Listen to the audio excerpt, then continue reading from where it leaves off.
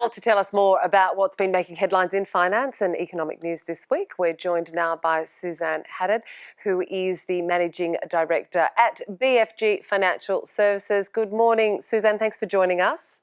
Good morning. If we can just stick on the US numbers quickly. I mean, we saw the Dow bounce back up a little bit overnight thanks to the tech rally. But if we look at the GDP numbers out during the week, annualised, it puts it on a 33% contraction for the year. We're seeing COVID now really play out on an economic scale. What sort of impact are those numbers likely to have there, and what sort of flow-on effects are we likely to see here? Well, they're certainly going to support our view that stimulus from Federal Reserves around the world are going to be essential to stop not only consumer sentiment just being debilitated and flowing on to markets even more, it'll also be required so that people can support themselves without employment. Look at the US, over 1 million people over the last week or so went on unemployment benefits. Look at our forecast unemployment benefits. Could hit 9.25 by Christmas, so very concerning. Oh, it certainly is. Suzanne, I want to move on now to super. Let's talk about super here. There's been a lot of concern over the fact that more than 500,000 Australians completely cleaned out their super. There's been reports too that they've been using this to pay off their debts, also to live from day to day as well.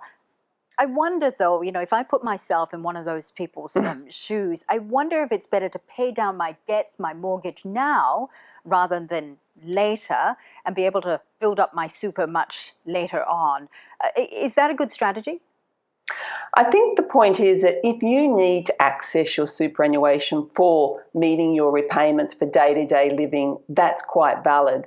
When you consider, is it better to withdraw your super and pay off your mortgage, you've got to compare the earning rate, and I would expect your superannuation to earn more than what the interest rate on your mortgage. But separately, if you're asking, say, withdrawing from super, you might think you need it and you don't end up needing it, and maybe put it towards buying a home, the purpose of getting into the property market, that's a different discussion because the return on the property may be more equivalent to the super. And also, home ownership in retirement is one of the big determinants of whether you're going to have a comfortable retirement or a problem. But 500,000 people, as you said, Fauziah, taking money out of their superannuation and the account's closed, that could have the effect that they may also have lost their insurance.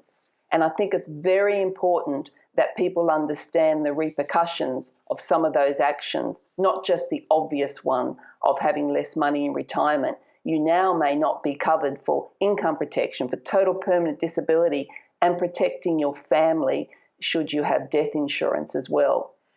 Suzanne, if we could move on to another issue which is crucial to all Australians, not just superannuation but property. The federal government is considering expanding this first home buyers loan scheme ahead of the October budget after that huge demand for it has already been seen. I think it was 40% of the 10,000 available spaces in less than 4 weeks was filled. Is that a good idea to extend it after October, after the budget? Well, I certainly think it's a good idea to extend it. Let's remember, this is for people who have at least a 5% deposit towards their home, but less than 20%. And the government guarantees that gap. You still have to borrow it, but they guarantee the gap so you don't have to take out that expensive low mortgage insurance, which can be over, $10,000 that costs.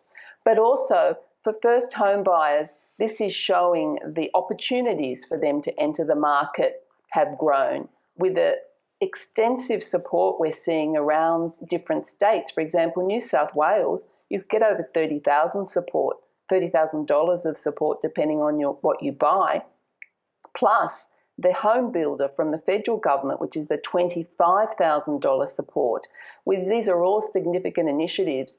But just remember, those places, as you said, Kath, are really going very quickly. But it's not just available with the major lenders, say the CBA and National Australia Bank.